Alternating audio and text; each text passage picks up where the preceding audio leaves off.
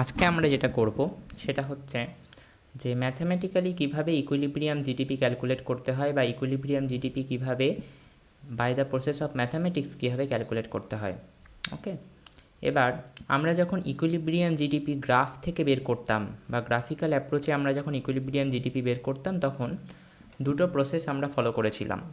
একটা ভিডিওতে আমি তোমাদেরকে দেখিয়েছিলাম যে অ্যাগ্রিগেট ডিমান্ড আর অ্যাগ্রিগেট সাপ্লাইয়ের মাধ্যমে কীভাবে ইকুইলিব্রিয়াম জিডিপি বের করা যায় by the help of graph. আরেকটা ভিডিওতে আমি তোমাদেরকে দেখিয়েছিলাম যে কীভাবে ইনভেস্টমেন্ট আর সেভিংয়ের মাধ্যমে ইকুইলিব্রিয়াম জিডিপি বের করা যায় by the help of graph.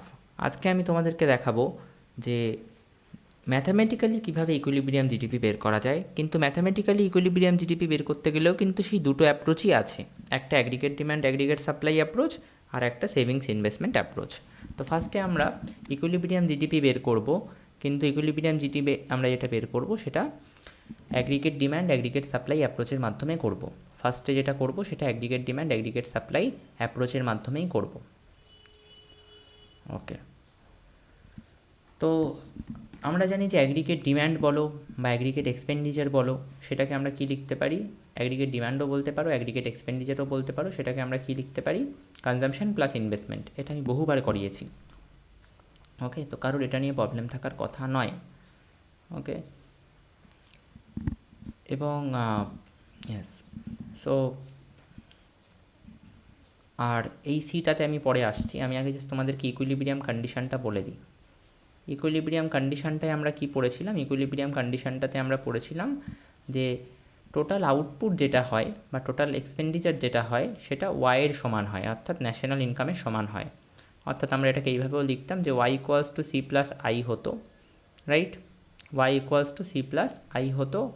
বা আমরা এটাকে এইভাবেও ভাবতে পারি যে ইউ ক্যান সে, আচ্ছা এটাকে এইভাবে ভাবাটাই বেটার। তো ইকুইলিব্রিয়াম কন্ডিশন কি, যে আমাদের Y equals to C plus I হতো বা C plus I plus G হতো যদি আমরা গভর্নমেন্টটাকেও ইনক্লুড করি, কিন্তু এখানে আমরা গভর্নমেন্টটাকে ইনক্লুড করছি না, তো সি প্লাস আই হবে, Y equals to C plus I, এটা আমাদের ইকুইলিব্রিয়াম কন্ডিশন, রাইট। এবার এখানে সেটাই করা আছে যে ইকুইলিব্রিয়াম কন্ডিশনটা কি, C plus I, Y equals to C plus I হলো। এবং তার আগে জাস্ট দেখানো আছে যে ওয়াই অর্থাৎ ন্যাশনাল ইনকাম বা total output is equal to aggregate expenditure বা অ্যাগ্রিগেট ডিম্যান্ড, সেটাকে ইকুইলিব্রিয়াম কন্ডিশন বলে জাস্ট অ্যাগ্রিগেট ডিম্যান্ডের জায়গায় বা অ্যাগ্রিগেট এক্সপেন্ডিচারের জায়গায় এই সি প্লাস আইটা লিখে দিয়েছে। ডিরেক্ট লিখলেও হয় বাট এটা করে লিখলেও হয়, কোনো অসুবিধা নেই। এবার C equals to A plus B Y, এই ব্যাপারটা কি, এটাকে বলা হয় কনজাম্পশন ফাংশন। কনজাম্পশন ফাংশন, এখানে ভালো করে লক্ষ্য করো, এই সিটা হচ্ছে কনজাম্পশন। এই সিটা কার উপর ডিপেন্ড করছে, এই এ আর বি কিন্তু কনস্ট্যান্ট, এ আর বি কিন্তু একটা নির্দিষ্ট নাম্বার, তো সিটা কিন্তু এ আর বি এর উপর ডিপেন্ড করছে না, কত টাকার আমি কনজাম্পশন করব সেটা কিন্তু এই এ আর বি অর্থাৎ এই নির্দিষ্ট কনস্ট্যান্ট দুটো নাম্বারের উপর ডিপেন্ড করছে না। সিটা কার উপরে ডিপেন্ড করছে, এই ভ্যারিয়েবল ওয়াইটার উপরে ডিপেন্ড করছে, ওয়াইটা কি ইনকাম। তো খুব স্বাভাবিকভাবেই কত টাকার আমি কনজাম্পশন করবো, আমি 500 টাকা খাবো না 1000 টাকা খাবো না 8000 টাকার খাবো, সেটা ডিপেন্ড করবে আমার ইনকামের উপর, এ আর বি এর উপর কিন্তু নয়। Okay, so consumption is a function of income, consumption ইনকামের উপর ডিপেন্ড করে, তো আমি লিখতে পারি consumption is a function of income. এইবার কেইন্স এসে কনজাম্পশানের কী ফাংশন দিলেন, তিনি বললেন কনজাম্পশান একটা লিনিয়ার ফাংশন হয় এবং সেটাকে দেখতে এরকম হয়, C equals to A plus B Y, যেখানে এটা হচ্ছে অটোনমাস কনজাম্পশান। কীভাবে, ওয়াই সমান সমান 0 বসিয়ে দাও, তাহলে সি সমান সমান কী হবে, সি সমান সমান, আচ্ছা আমি একটুখানি এ আর বি এর জায়গায় একটা নাম্বার নিয়ে, একটা নির্দিষ্ট নাম্বার নিয়ে তোমাদেরকে জিনিসটা বোঝাই, তাহলে সুবিধা হবে বুঝতে, না হলে গুলিয়ে ফেলবে। ধরো ওয়াই সমান সি সমান সমান এর জায়গায় আমি নিলাম 1000 আর বি এর জায়গায় আমি নিলাম 0.8, ঠিক আছে, বা 0.8 নেব, হ্যাঁ ঠিক আছে 0.8ই নিই, আর ওয়াইয়ের জায়গায় আমি কিছু, ওয়াই তো ভ্যারিয়েবল, এবার ওয়াইয়ের জায়গায় আমি ধরো নিলাম 0, যখন আমার ইনকাম 0 তখন আমার কনজাম্পশান কত আমি সেটা বের করতে চাইছি, কত হবে 1000 প্লাস 0.8, ওয়াইয়ের জায়গায় 0 নিয়েছি তাহলে 0 গুণ হবে, তাহলে সি ইকুয়ালস টু হবে, এই পার্টটা পুরোটাই 0 হয়ে গেল, সি ইকুয়ালস টু হবে 1000। তাহলে আমার ইনকাম 0 হলে আমার কনজাম্পশান কত হয় 1000, এবং সেই 1000টা ইকুয়েশনের কোন পার্টে আছে, এই পার্টে আছে, সেই 1000টা তাহলে ইকুয়েশনের এই এ পার্টে আছে, এই পার্টটাকে বলা হয়, এই এ পার্টটাকে বলা হয় অটোনমাস কনজাম্পশান।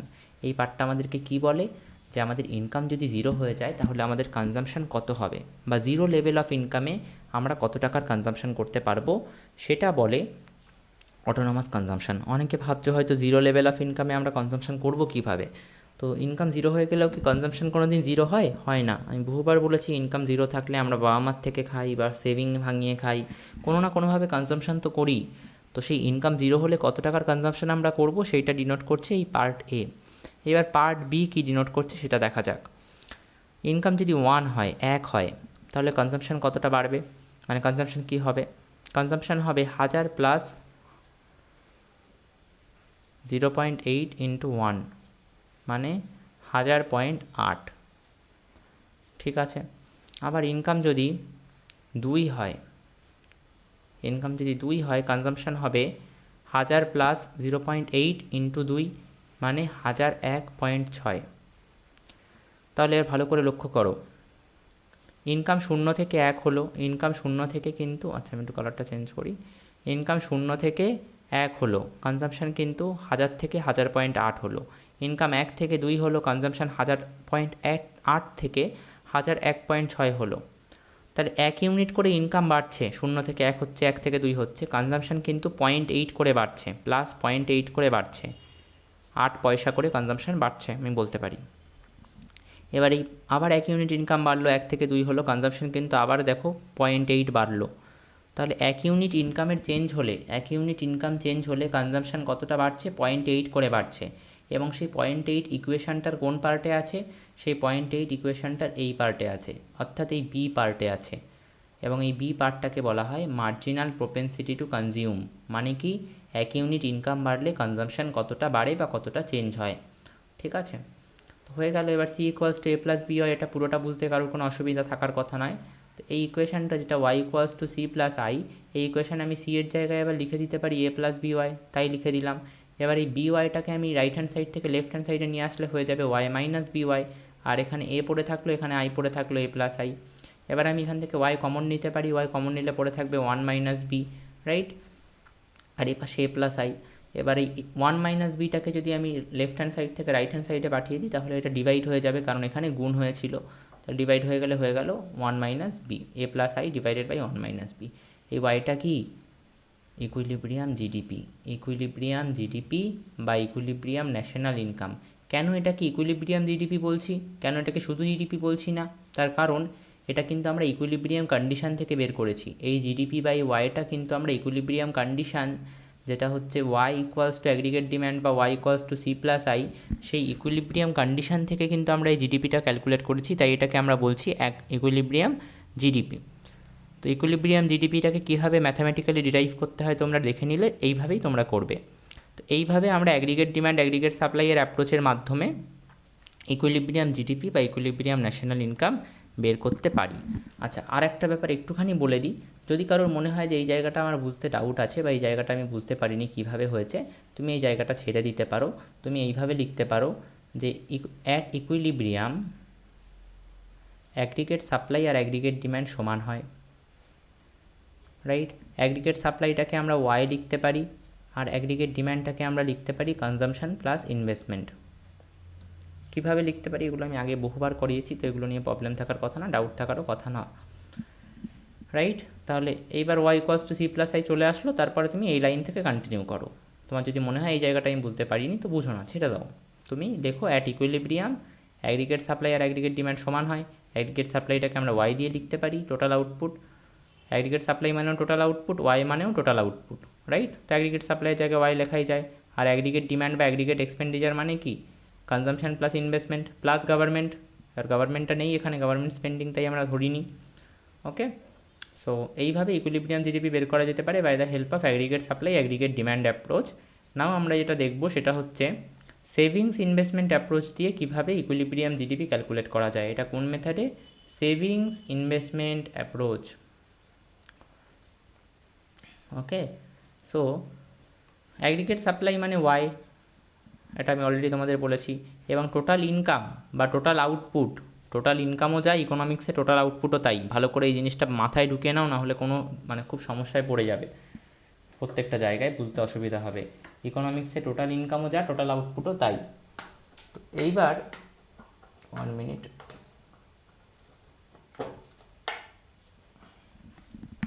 এইবার অ্যাগ্রিগেট সাপ্লাই সমান সমান টোটাল আউটপুট বা টোটাল ইনকাম। টোটাল ইনকামকে আমরা দুটো ভাগে ভাগ করতে পারি ইনকাম সাইড দিয়ে, একটা হচ্ছে কনজামশান এবং সেভিং। 100 টাকা ইনকাম টোটাল, 70 টাকার কনজামশান, 30 টাকা সেভিং, 70 + 30 100, যেটা হচ্ছে টোটাল ইনকাম। তাহলে কনজামশান আর সেভিংকে যোগ করলে আমি ইনকাম পেয়ে যাব, হলো। আর কনজামশান ফাংশনকে আমরা এইভাবে লিখতে পারি, যেটা আগের কেসে লিখেছিলাম c = a + by, সেটা এখানে লিখেছি, a এর জায়গায় c বার লিখেছি আর b এর জায়গায় b আছে। মিনিং কিন্তু পাল্টায়নি, এই এটা অটোনমাস কনজামশান ছিল, এখানে এই সি বারটাও অটোনমাস কনজামশান পার্টটাকেই বোঝাচ্ছে। ওকে, তুমি চাইলে এ বি দিয়েও করতে পারো। এবার ইকুইলিব্রিয়ামে টোটাল ইনকাম, আচ্ছা ইকুইলিব্রিয়ামে এখন আমরা যাইনি। টোটাল ইনকাম সমান সমান কনজামশান প্লাস টোটাল ইনকাম বা টোটাল আউটপুট সমান সমান কনজামশান প্লাস সেভিং লিখতে পারি, লিখেছি। কনজামশানের জায়গায় এই সি এর জায়গায় আমি a + by বা c বার + by লিখতে পারি, তাই লিখেছি। এবার এই byটাকে, আচ্ছা এখানে কি করা হয়েছে, 1 মিনিট দেখাচ্ছি সেটা। ওয়াইটা এখানে ছিল আর এসটা এখানে ছিল, আমি এসটাকে লেফট হ্যান্ড সাইডে নিয়ে গেলে কি হবে, y - s সমান সমান c বার + by। এবার তোমরা ভাবো 100 টাকা ইনকাম, কনজামশানে আমি চলে যাচ্ছে আমার 70 টাকা আর সেভিং করছি 30 টাকা, তাহলে কনজামশান প্লাস সেভিং। এবার আমি যদি এসটাকে লেফটে পাঠিয়ে দিই, লেফট হ্যান্ড সাইডে পাঠিয়ে দিই, তাহলে কী হয়ে যাবে, y - s সমান সমান হয়ে যাবে c। বা আমি যদি সিটাকে লেফটে পাঠিয়ে দিই তাহলে কি হয়ে যাবে, y - c সমান সমান s, রাইট। এইবার ভালো করে লক্ষ্য করো এখানে কি করা হয়েছে আমি তোমাদেরকে বলছি, সেটা হচ্ছে, আচ্ছা y - s, এসটাকে রেখেছে এস না, এখানে এই সাবস্টিটিউটটা করেনি অ্যাকচুয়ালি, আমি এটা দেখালাম বাট হ্যাঁ এটা করেনি, ঠিক আছে, এটা অসুবিধা নেই, এটা তোমরা জেনে রাখলে এটা পরবর্তীতে কোনো না কোনো জায়গায় ঠিকই কাজে লাগবে। বাট এই সাবস্টিটিউশনটা এখানে হয়নি, যেটা করেছে সেটা হচ্ছে এসটাকে এই পাশেই রেখে দিয়েছে আর সি বার আর বিওয়াইটাকে লেফটে পাঠিয়ে দিয়েছে। তাহলে সি বার আর বিওয়াই কী হয়ে যাবে, এটাকে যদি আমি এইভাবে লিখি যে ওয়াই মাইনাস সি বারটা ওদিকে চলে গেলে মাইনাস সি বার হয়ে গেল, বিওয়াইটা ওদিকে চলে গেলে মাইনাস বিওয়াই হয়ে গেল, সমান সমান এস। এবার সেইটাকে উল্টো করে যদি আমি লিখি তাহলে এইভাবে লিখতেই পারি, s = y - c bar - by, right. তো সেটাই লিখেছি, s = y - c bar - by। এবার আমি এখান থেকে y কমন নিতে পারি এই দুটো থেকে, তাহলে হয়ে যাবে y × 1 - b - c বার। এবার ইকুইলিব্রিয়ামে আমরা কি জানি, সেভিংস ইনভেস্টমেন্ট অ্যাপ্রোচ পড়ছি। কোন approach, savings investment approach. Previous ক্লাসেই আমি তোমাদেরকে এই অ্যাপ্রোচে ইকুইলিব্রিয়াম বের করা শিখিয়েছিলাম by the help of graphical approach. তো গ্রাফিক্যালে আমরা দেখেছিলাম যে ইকুইলিব্রিয়াম কোথায় হতো, সেভিং ইনভেস্টমেন্ট অ্যাপ্রোচে ইকুইলিব্রিয়াম হতো যেখানে সেভিংস আর ইনভেস্টমেন্ট ইকুয়াল হতো। তাহলে আমরা সেভিংস আর ইনভেস্টমেন্টটাকে ইকুয়াল করে দিই। সেভিংসের ভ্যালু কী বেরোলো, y × 1 - b - c বার। তো সেভিংসের জায়গায় আমি লিখে দিলাম y × 1 - b - c বার, আর ইনভেস্টমেন্টের জায়গায় ইনভেস্টমেন্টটাকেই রেখে দিলাম, কারণ ওটার জায়গায় লেখার মতো কিছু নেই। এবার y × 1 - bটাকে লেফট হ্যান্ড সাইডেই রেখে দিলাম আর সি বারটাকে সি বারটাকে লেফট থেকে রাইটে পাঠিয়ে দিলাম, তো ওটা হয়ে গেল i bar plus C bar. 1 - bটা যদি এপাশে পাঠিয়ে ভাগ করে দিই, এখানে গুণ হয়ে আছে, এপাশে পাঠিয়ে ভাগ করে দিলে হয়ে যাবে i বার, আচ্ছা i বার দেওয়ার দরকার নেই, শুধু i দিলেই হবে, i + c বার / 1 - b। তো এইটা কি, এইটা হচ্ছে, এই পার্টটা তোমাদের এখন দরকার নেই, তোমরা এইটুকুই করো। এটা আমাদের কী বেরোলো, ইকুইলিব্রিয়াম জিডিপি। কেন ইকুইলিব্রিয়াম জিডিপি, কারণ এটা আমরা ইকুইলিব্রিয়াম কন্ডিশনকে কাজে লাগিয়ে বের করেছি। সেভিংস = ইনভেস্টমেন্টের ইকুইলিব্রিয়াম কন্ডিশনকে কাজে লাগিয়ে এটা আমরা বের করেছি, সেই কারণেই এটা ইকুইলিব্রিয়াম জিডিপি। ওকে, তো এই ইকুইলিব্রিয়াম জিডিপি কীভাবে সেভিংস ইনভেস্টমেন্ট অ্যাপ্রোচ থেকে বের করতে হয় সেটাও আমরা ম্যাথামেটিক্যালি শিখে নিলাম, এবং এই y সমান আমরা এটাও লিখতে পারি i বার প্লাস c বার / 1 - bটা কি, বিটা তোমাদেরকে একটু আগেই করালাম, মার্জিনাল প্রোপেনসিটি টু কনজিউম MPC লিখতেই পারি। তো এই অবধি করতে হবে। ওকে, এই পার্টটা এখন আমি তোমাদেরকে করাচ্ছি না, এটা আমি পরে কোনো সময় তোমাদের যখন কনজাম্পশন ফাংশন পড়াবো তখন করাবো।